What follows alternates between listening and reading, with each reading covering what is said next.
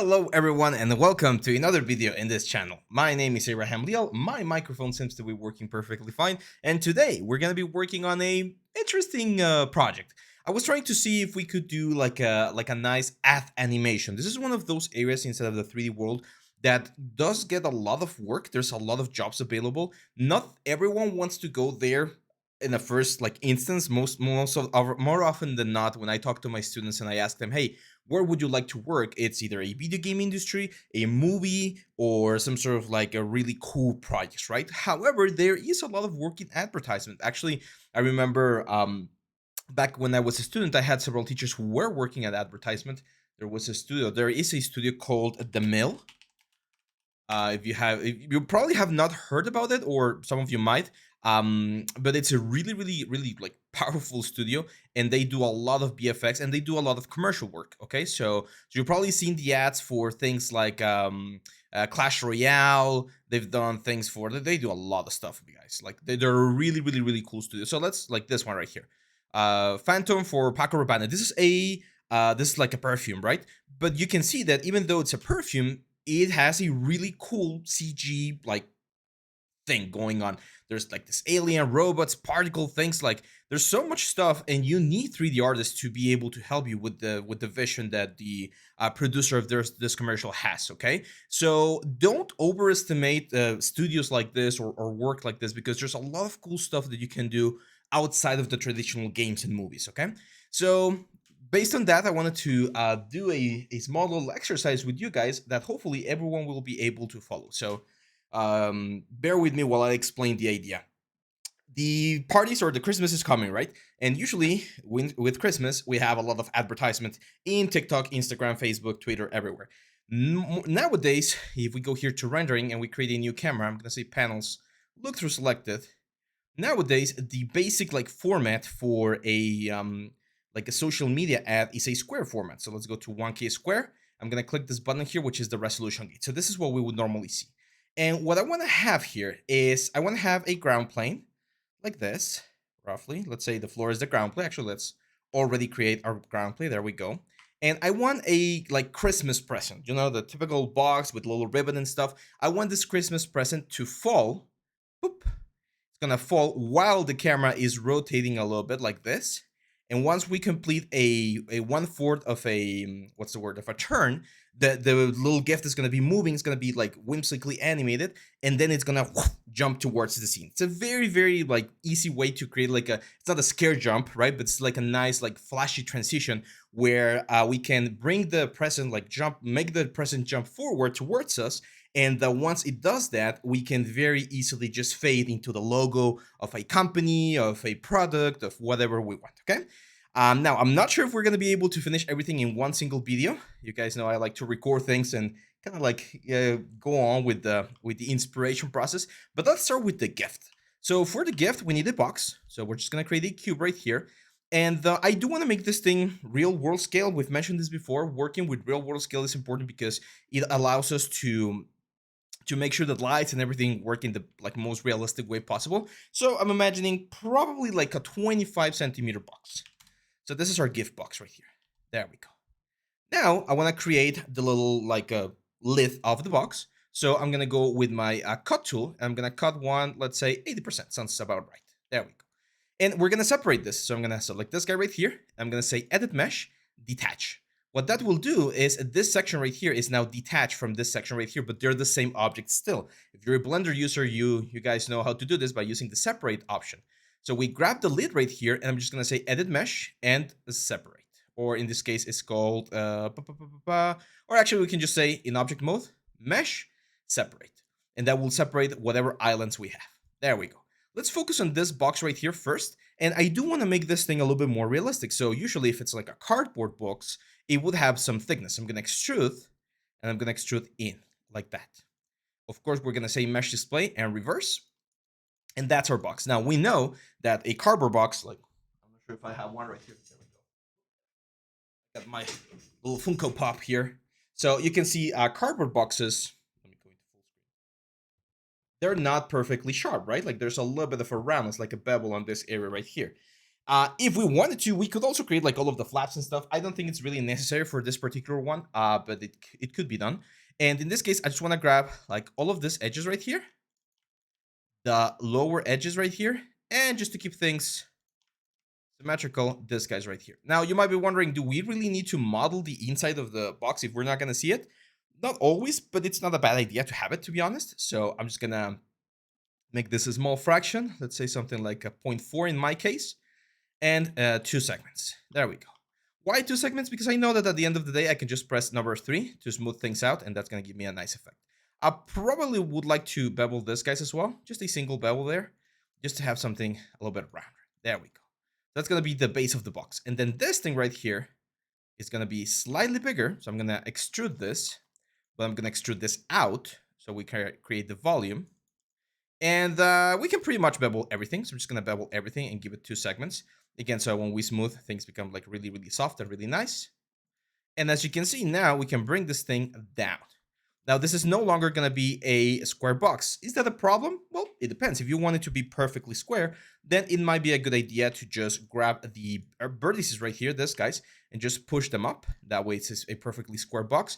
But I don't think it's really that much of a problem to have like a rectangular looking box. It's also going to give it a little bit of asymmetry to the composition. So that might be a good idea. And there we go. We got the box. Now, very important, we need to rename everything. So I'm going to select both of these guys, Shift P to get them out of a group. And this one I'm going to call box base. This is going to be box lith. Now, I'm going to do something that I'm going to explain later on when we get into the rigging and the animation, which is I'm going to add a couple more divisions, okay? So I'm going to go to my edit mesh, insert edge loop tool, or sorry, mesh tools, insert edge loop, option box. I'm going to add 4 divisions here and here. And I'm going to do the same thing here, here, and here. I know it looks weird and it might look unnecessary. Like, why are we doing this? But this is for deformation purposes. When you have things that are really like elongated, like this super long faces that we had before, and you try to like squash them or stretch them, there's not enough information to do so. But with this, we should be good. So just a couple of deformations here and there. Grab both of these guys. I'm just gonna delete history, phrase transformations, and there we go. So the box is ready. Now let's create a very nice looking ribbon. And there's a couple of ways to do the ribbon. I think in our case, we're gonna keep it really, really simple. Again, I wanna make sure everyone can follow along. So I'm gonna start with a cube. I'm gonna make the cube thin to capture the size that I want the ribbon to have. Now, if we wanna make this thing a little bit more realistic, and I'm sure you guys want to do that, as you can see, the ribbon's gonna like really collapse, or it's gonna be really, really close to the upper border here. But once we get over here, we bring this thing up, you can see that it should hug the surface a little bit more like this, right? Like it should taper in because we're kind of like pushing this in. So we're gonna do it like this. Now we're gonna delete these 2 faces, and we're gonna grab this outer edges, and we're gonna bevel. Of course, it's gonna be a small bevel. It should be following very, very closely to the. There we go, something like that seems good. Actually, now that I think of it, I'm gonna go back and I'm gonna bevel them separately. So this one right here is gonna have a really sharp bevel, probably like a 0.005 or there, something like that, and 2 segments. There we go. And down here, since it's going a little bit going closer to the box, we're gonna bevel this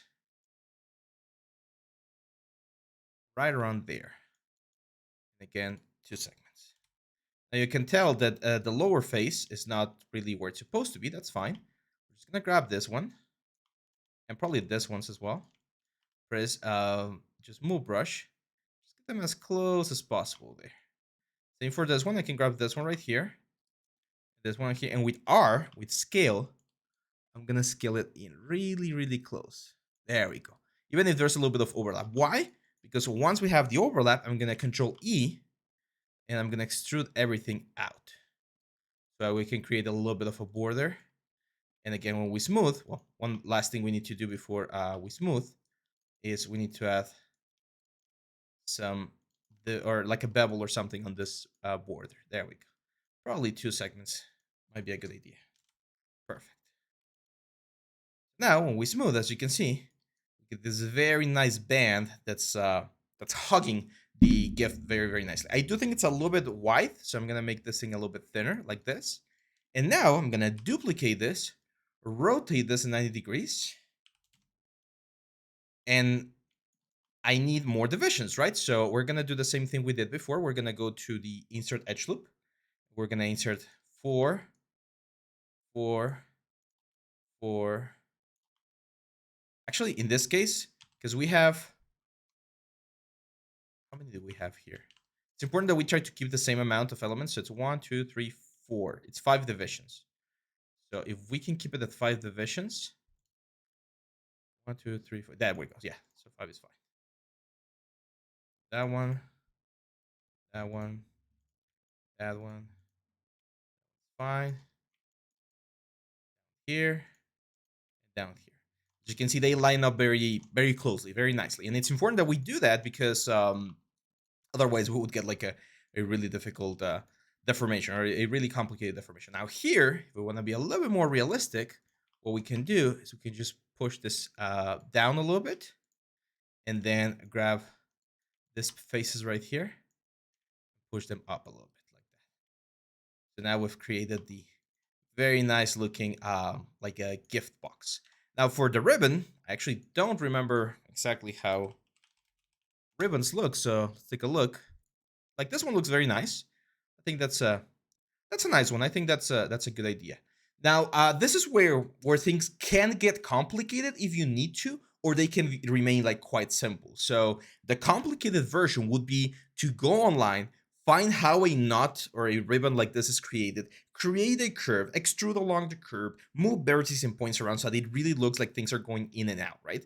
However, a lot of the times, simple things are a little bit easier, right? And they in the industry, time is of the essence. It's really really important. So if I had a client and they're like, hey, I need this ad, I would offer them the options like, do you want the ribbon to look super realistic or do you just want it to look cute? If they want it to look super realistic, then I'm going to charge them twice or maybe 3 times the amount of budget that they are requiring because it's going to take me maybe twice or 3 times the amount of time to model, right? So depending on how big the budget is, how complex the project is, you can like make certain adjustments. So I am going to move this to the side so that I can see it. And it's again, it's a rather simple ribbon. We start with a cylinder, and I'm gonna rotate the cylinder around 90 degrees, and this cylinder goes perpendicular to one of the bands. So as you can see right here, this band is going across, and like the cylinder is, it's going through the cylinder. So I'm gonna do the same thing here.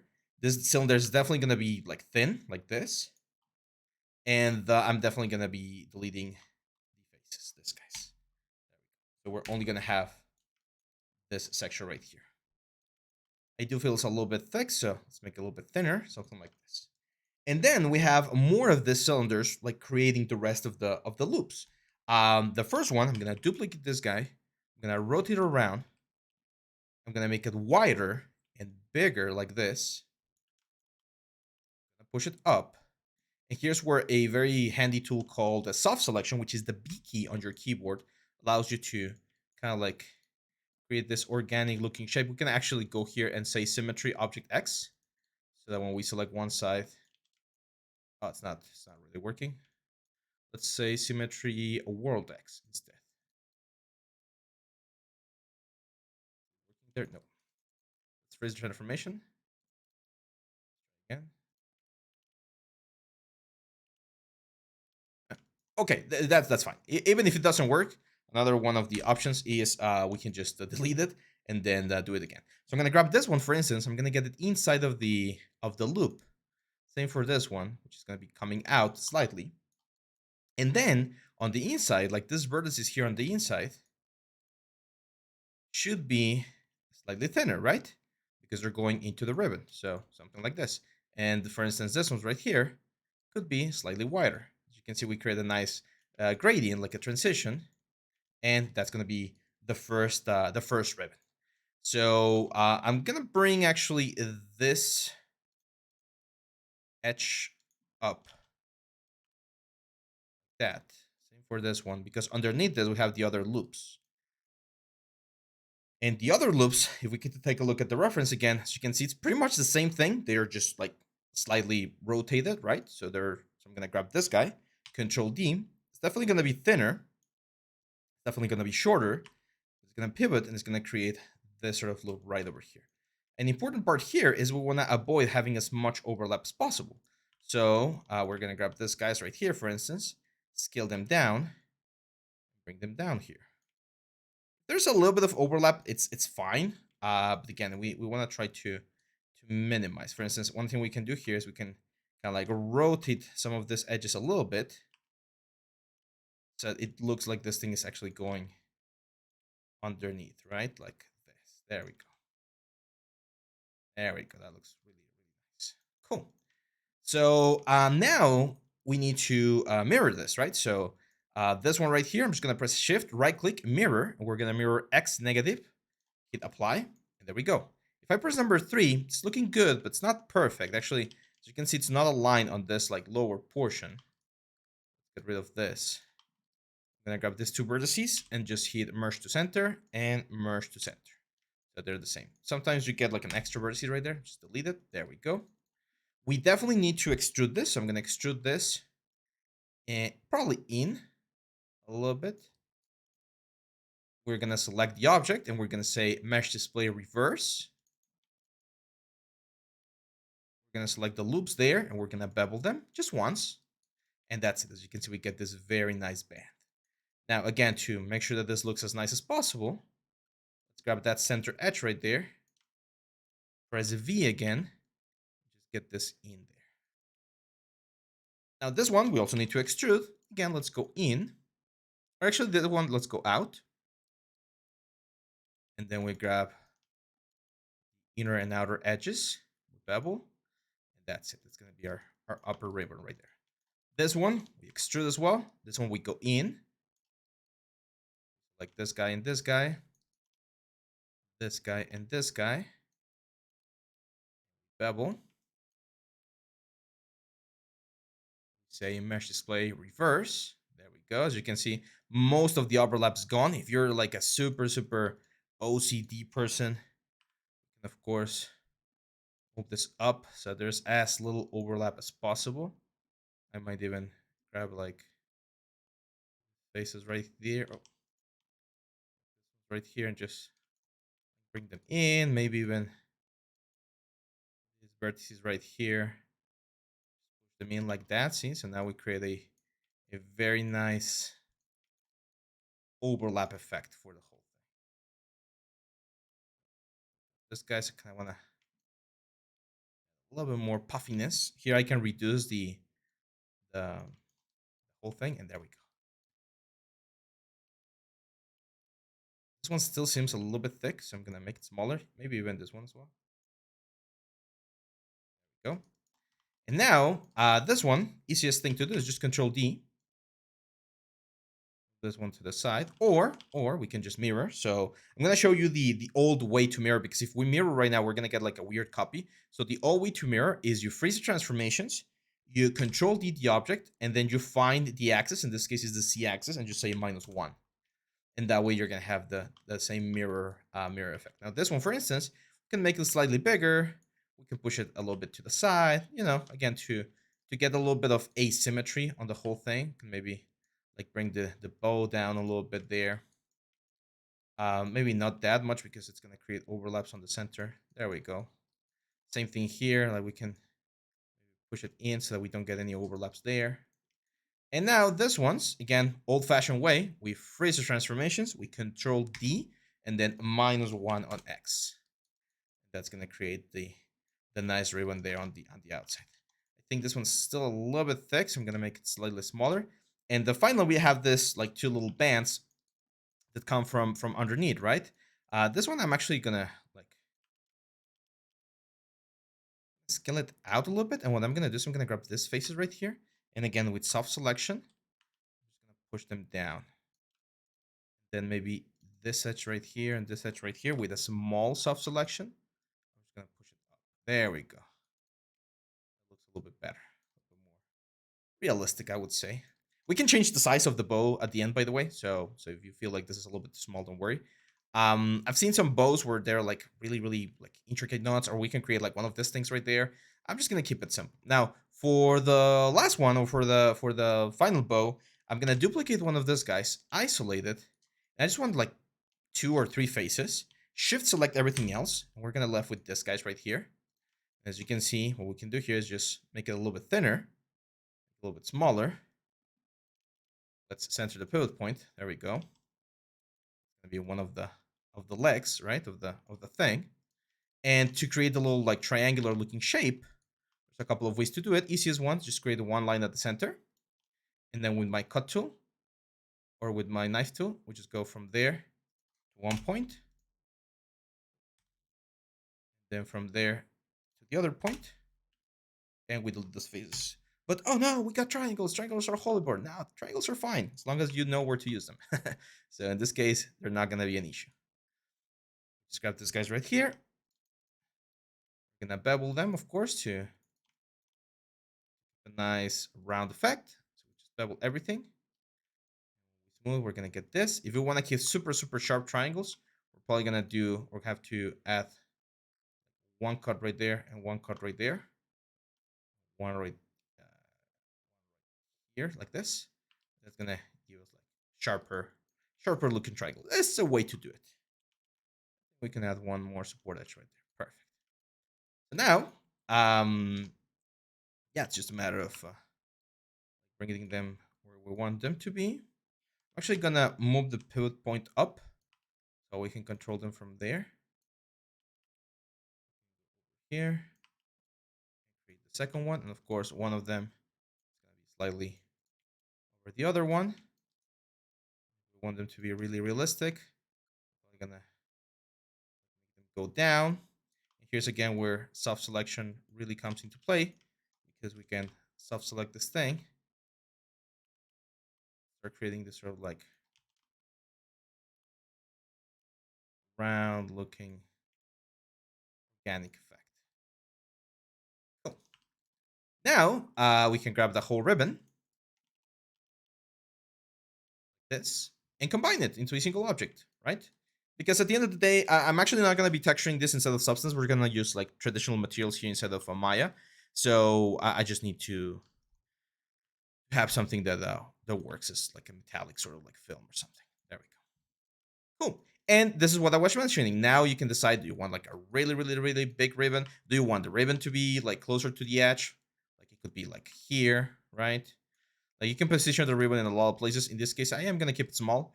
Maybe a little bit bigger, like that. Just, again, play around with the overlap so that we don't get any weird overlap. And there we go. This is pretty much the, what's the word? This is pretty much the modeling section of things. Now, what we can do, but again, I think we're gonna be doing this tomorrow, is we're gonna be going over the rigging portion of the whole process. Now, before we do that, I do want to start playing around a little bit with the materials just to get an idea of how this thing's gonna look. Let me delete those cameras. I'm gonna go to my main camera, panels, look to select it. Let's go for like a nice shot like this. Now for the background, this is going to be quite important. For the background, we're going to have a really, really, really, really big floor, probably all the way over there. And it's going to be, I'm not sure if I want it to be an infinite plane, because infinite planes, one of the issues with infinite planes is that they, what's the word? You get like a bad shadow at the back, but let's try it. So I am going to grab this edge right here, bring it up.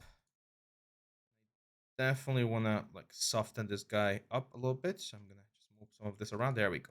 So now if we go to the render options and we go panels, look to select it, this is what we have. And this is, we can start like tweaking materials with this effect.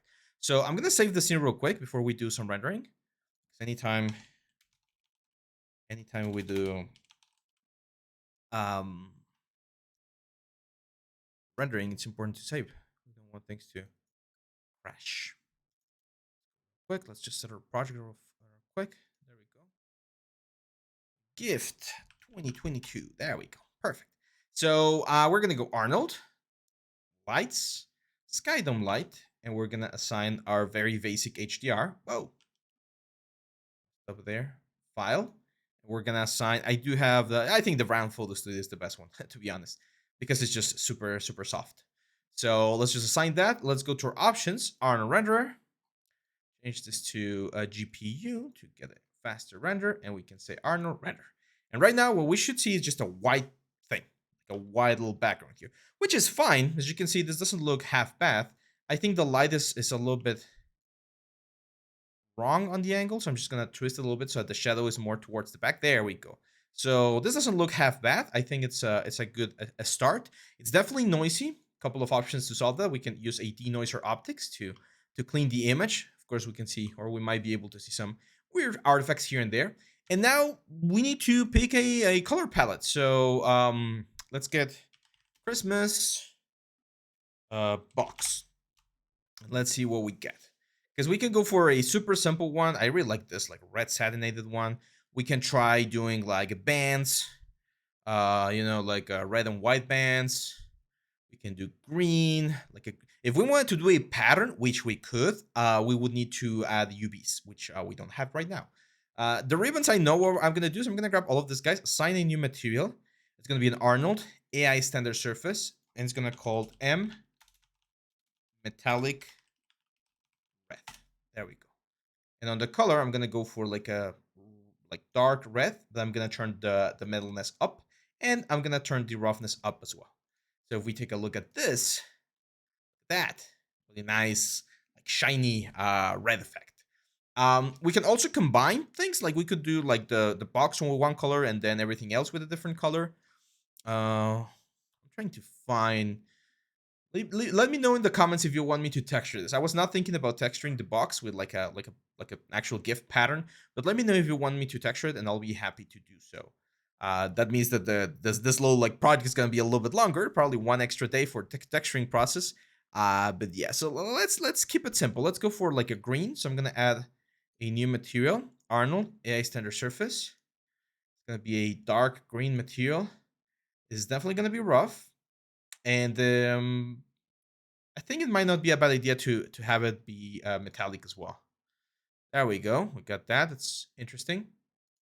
And this one, I think gold might be a good idea. So Arnold AI standard surface. Go for like a soft yellow, goldish color, metallic.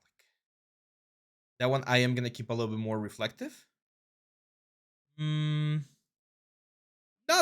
perfect, but not bad. Let's go to the camera. One thing I want to change is we're definitely going to go for a low focal length. A low focal length is going to make things a little bit more interesting. As you can see, I'm changing the composition as well. There we go. Cool. So I like this. I think this is an interesting concept. Again, let me know if you want me to texture it. I'll be happy to do so. But we need more light. Definitely need more light. So I'm going to go Arnold, lights, area light.